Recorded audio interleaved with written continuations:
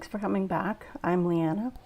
I'm here to talk to you about loss of a loved one, suicide, or if you've had a suicide attempt yourself. Today, I want to talk about the holidays because I know the holidays are really hard for a lot of people, especially those of us who are grieving. It's it's all hyped up in the media and the stores, and everyone is, really picturing this Norman Rockwell kind of scene where everybody sits down at the dinner table, we all love each other, and everybody gets the right present, and food's wonderful, mom and dad love each other. You get the point. It's not like that. It's not like that at all. And for those of us who suffer, I would say it's the hardest time of the year. Absolutely. Just commercially, it's being thrown in your face, and privately, you already have your own issues. So there's a lot of real place to escape from that. Drinking, drugs, and sleeping, I guess. I chose sleeping. So Christmas was never a really good time in my house growing up.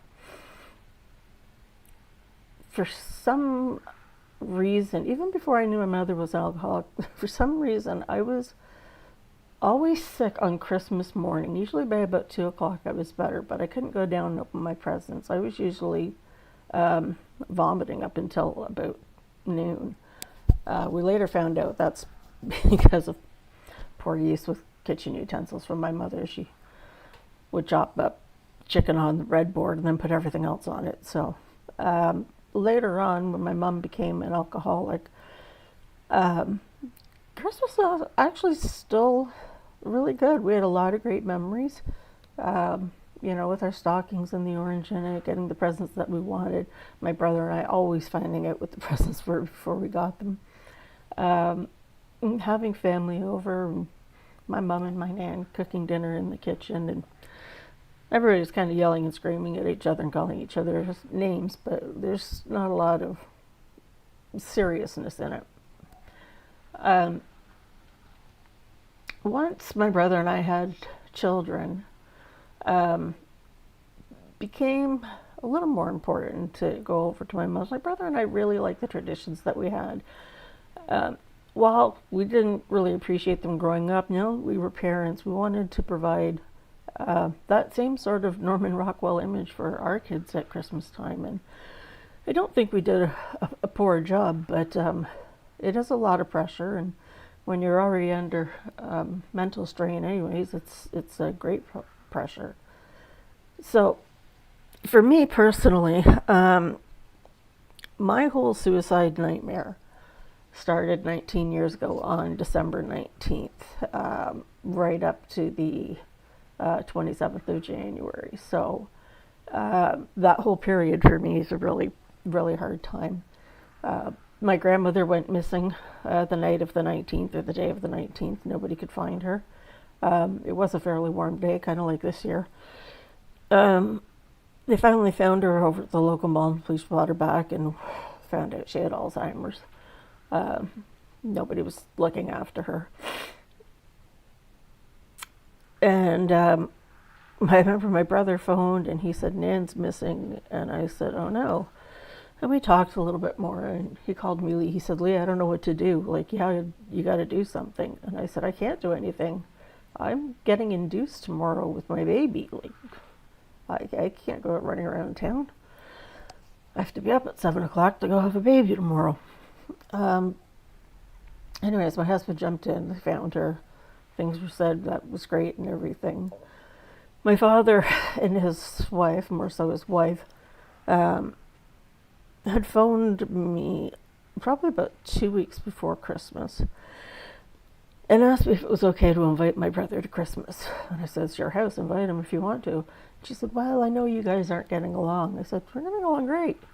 We've been getting along great for a long time. I've been talking to him. I think at the time it was on Yahoo or MySpace or something like that. I said, there's no problem between the two of us.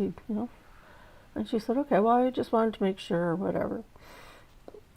Just before Christmas, she phoned me back and she said, yeah, we've decided not to invite him. And I said, oh, um, any particular reason why?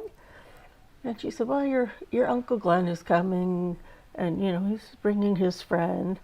And we never know what kind of an impression Brett's going to make or how he's going to behave. And we just don't want to deal with it.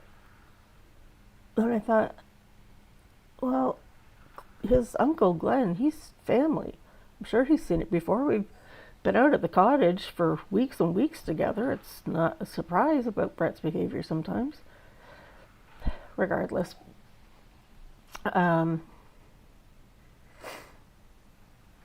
My mother and I were sort of in a bit of a bitter war because somebody needed to claim guardianship for my grandmother. And I was hell-bent that I wasn't going to let my mother do it and flush all the money and not look after her. So when she found out I filed papers against her, she was not happy. So I didn't see her at Christmas. Went to my dad's at Christmas, and it was all right. My brother did stop by a few days later with gifts for the girls and everything, and my son Joe, who was born by then. And at the hospital, I noticed there was a bit of a problem with him, a bit of an issue. He's more somber, quiet, wasn't really speaking very much, kind of staring off into space. And this visit was like that too. And I remember last time I saw him, he was going to get into his friend's car, and we had the side light on. They were in the driveway. And he said, "Bye, Lee. I love you." I said, "I love you too." And that was that. So then, won't get into the rest of it, but there is video on that if you want. Yeah, so then shortly afterwards, we found out that he had taken his life. Now, the hard part about Christmas is suicide is, I don't even know how to describe it, but it's kind of like a spider's web. Like, it starts here, but it infects parts of your social activities and your family relationships and your job and, your partner, your husband, your wife, how you deal with your kids. Nobody, if you haven't been through it, I don't think anybody really understands that. And it's physically draining and it's mentally draining. So I usually, my kids are grown up and, they have in-law families and whatnot. My son I'll see this week. The girls, I don't know. But, so it's basically just me at Christmas. And I don't mind anymore. I used to mind. And I'm probably lying when I say I don't mind.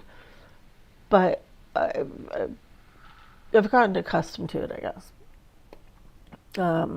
I just pretend like it's any other day and I go about my business, and I try and keep myself busy with either excessive cleaning or whatever. This year it was painting and stuff like that. And a lot of people say, oh, you shouldn't do this, it'll bring your mood down and everything like that. But I do like listening to sad songs, like really heart-wrenching sad songs. And some of them are about suicide, and you probably wouldn't even know that they are. And I might do a little podcast on that later on, because there's quite a few of them that people don't even realize that's what they're talking about. But so that's how I cope. I had the crisis number kind of on speed dial on my phone in case I started losing it. But for the most part, quite honestly, I just slept. I'm actually short on my sleeping pills for the next little while, so I don't know what I'm going to do. But on the 25th, that really didn't matter much. I didn't want to deal with the day. I wanted it to be gone and over with. And quiet my mind down. I think that was the best way to quiet my mind down, because there's no family anymore. There's no family. My mother's gone. My brother's gone. My nan is gone. My dad might as well be gone. We don't talk. I don't talk to my oldest daughter. My youngest daughter has her family, and then there's my son who's busy and whatever. And that does weigh heavy on me sometimes. I don't like watching any of the Christmas movies or whatever. I just, treat it like any other day. Try and find a YouTube video of Judge Judy, or I don't know, a series I can get deeply involved in, or something that I can learn about and that sort of thing. And so far it's working. I'm still here. I genuinely have a smile on my face, mostly because we got through it, and thank God we did. So anyways, that was just a little brief one. I have, this is a little late actually coming out, and I do have another couple of topics to talk about. I was trying to, I don't know what is going on with my hair. There's a couple of topics that I do want to talk to. One would be the cyberbullying, and the case where the girl ended up going to jail because she encouraged her boyfriend or ex-boyfriend to just go ahead and kill himself. So we're going to touch on stories like that. The next post that I'm going to make is we're going back to that old, it's the easy way, it's the coward's way out. And I'm going to give you some facts and I'm going to let you know why it's not. Excuse me, I'm losing my voice now. And then I'd like to just talk about how it all, like I said today, it's a far-reaching, I don't even know what you kind of call it, a disease or whatever, but it touches every aspect of your life.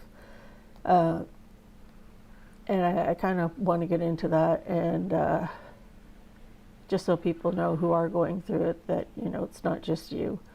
It seems to be we all go through this, and, see if maybe with some comments and stuff and other people chiming in, if we could figure out how to deal with things. So anyways, holidays 2021 over. Thank the Lord. We made it through. If you're here listening to this, you made it through. Congratulations. If you're crying, have a good cry. You probably need it. That's it for me today. If you're interested in more of what I have to say, please subscribe, hit the like button, and hit the bell so you'll know when I'm making new videos. I try and do one at least once a week, but and that might be possible, or even more possible now that Christmas is over. So I'm going to try and stick to that, maybe do a little bit more. But thank you for joining me, and I will see you at the next topic. Thanks. Into you.